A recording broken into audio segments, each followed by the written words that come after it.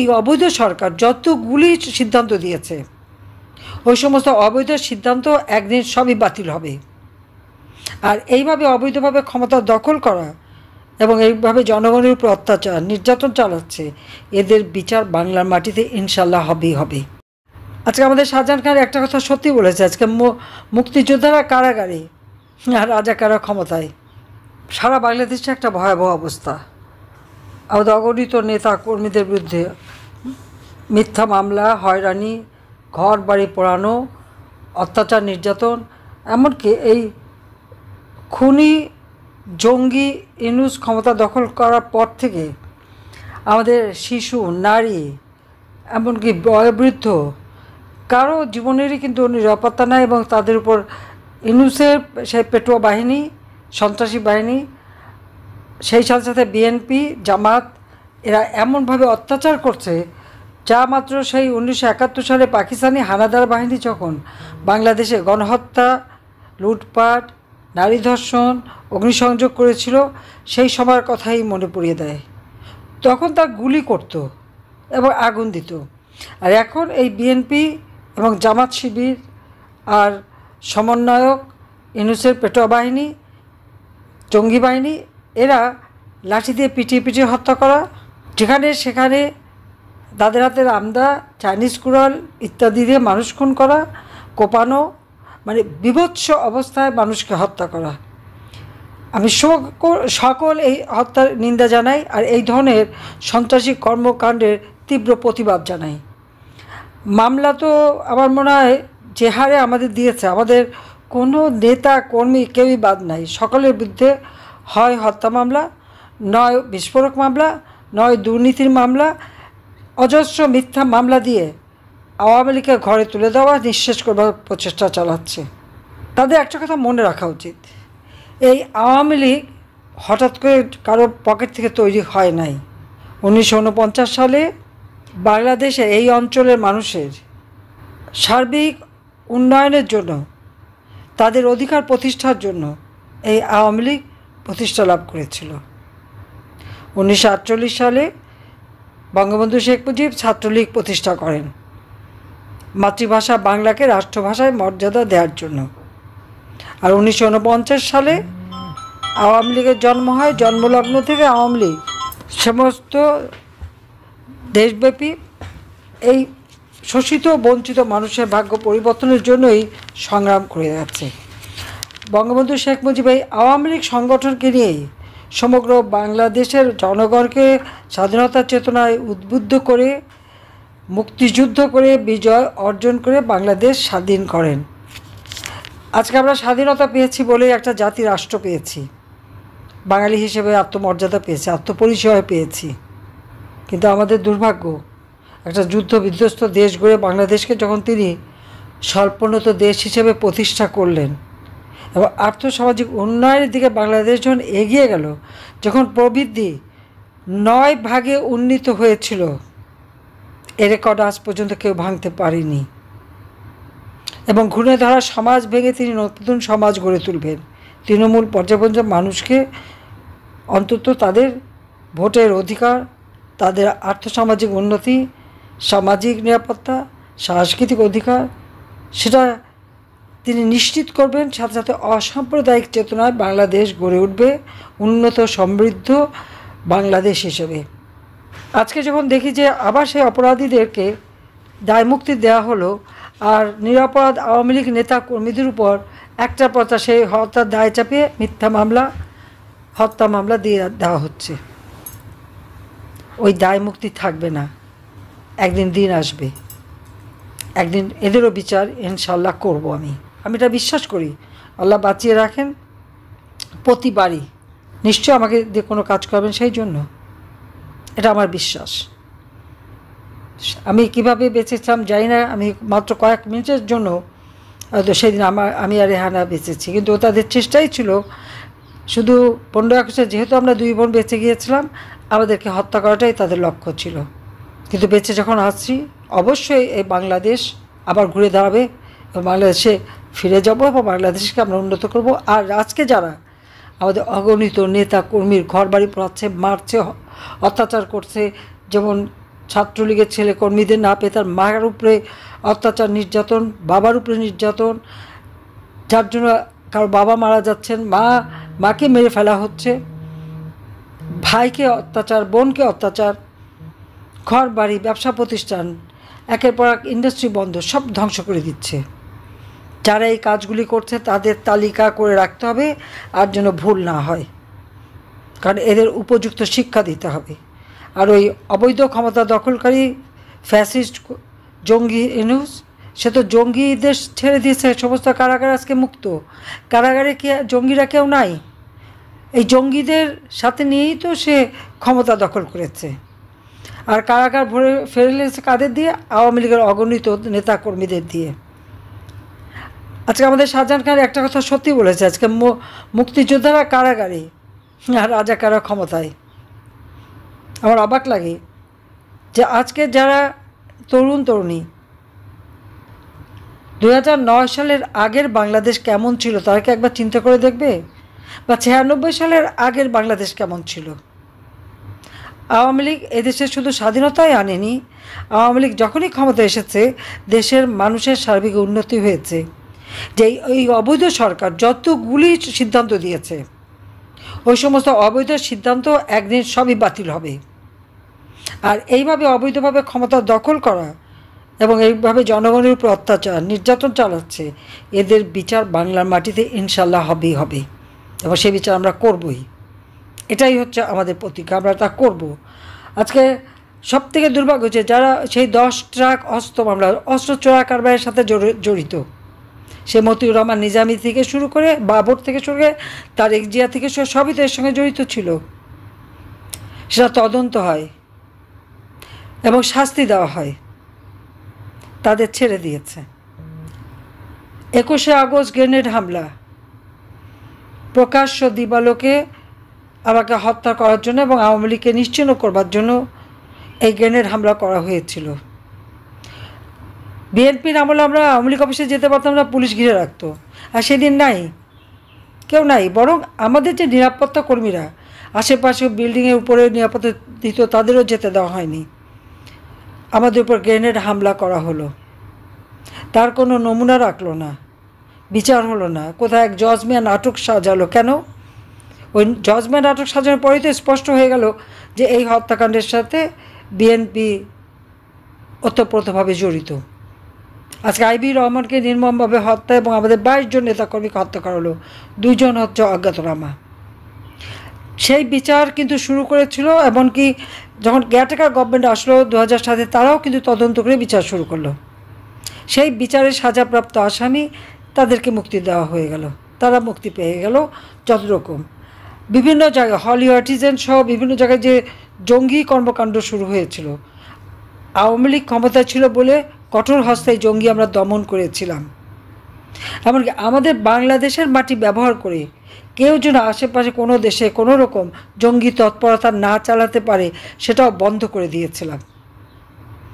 যে জঙ্গিরা আজকে গ্রেপ্তার এবং বন্দী ছিল, ইউনূস তাদেরকে সবাইকে মুক্তি দিয়েছে। কেন মুক্তি দিয়েছে?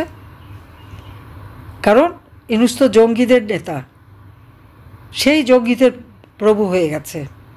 আমাদের সমস্ত মাইনরিটি, হিন্দু, বৌদ্ধ, খ্রিস্টান, তাদের উপর অকথ্য অত্যাচার। এমনকি আমাদের পীর মাশায়েখ, ওলামা মাশায়েখরা, তাদের উপরে আক্রমণ, মাজার শরীফ ভাঙা, একবার বুলডোজার দিয়ে মাজার ভেঙে দিচ্ছে, সেই মাজার মসজিদ সেগুলিও তারা ধ্বংস করে যাচ্ছে। মানে এদের হাতে কেউ নিরাপদ না, শুধু জঙ্গিরাই তাদের নিরাপদ, জঙ্গিরাই শুধু মদত পাবে। আর সাধারণ মানুষ, আজকে কৃষক, সারের দাম, বীজের দাম সব বেড়ে গেছে এবং উৎপাদিত পণ্যের ন্যায্য মূল্যও পাচ্ছে না। আজকে সেই ভাতাগুলি সব বন্ধ করে দিয়েছে।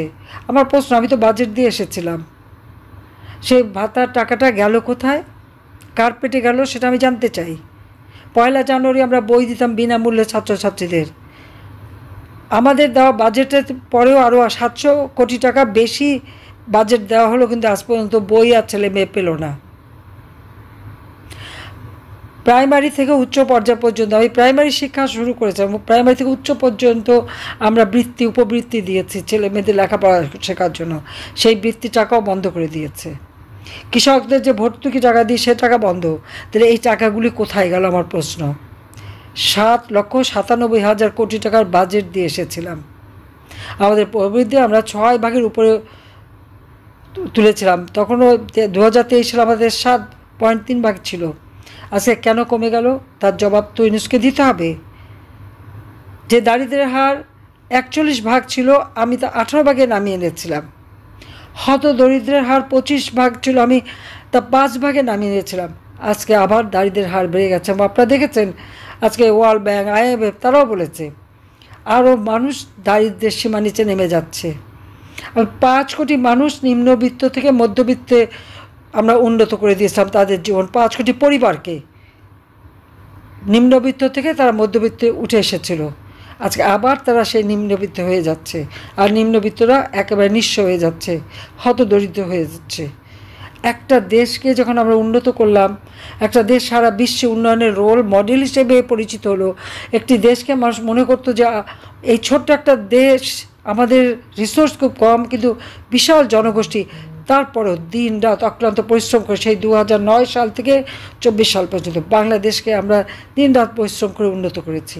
আমাদের লক্ষ্য ছিল 2020 সালে জাতির পিতার জন্মশতবার্ষিকী এবং 2021 সালে যখন আমরা স্বাধীনতার সুবর্ণ জয়ন্তী উদযাপন করব, তখনই বাংলাদেশকে অন্তত আমরা একটা ধাপে উন্নীত করব, এবং আমরা কিন্তু সেটা সফলভাবে করতে পেরেছি।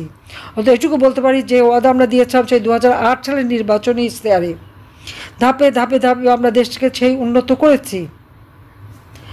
যে উন্নয়নটা আমরা করে দিলাম মাত্র 7-8 মাসের মধ্যে, সেই জিনিসটাকে এইভাবে ধ্বংস কেন করে দিল, এটা ওই সুদখোর জঙ্গি ইউনূসকে জবাব একদিন দিতে হবে। সেই জবাব দিতে হবে। প্রত্যেকটা জেলা উপজেলা তার এজেন্ট লাগিয়ে রেখেছে।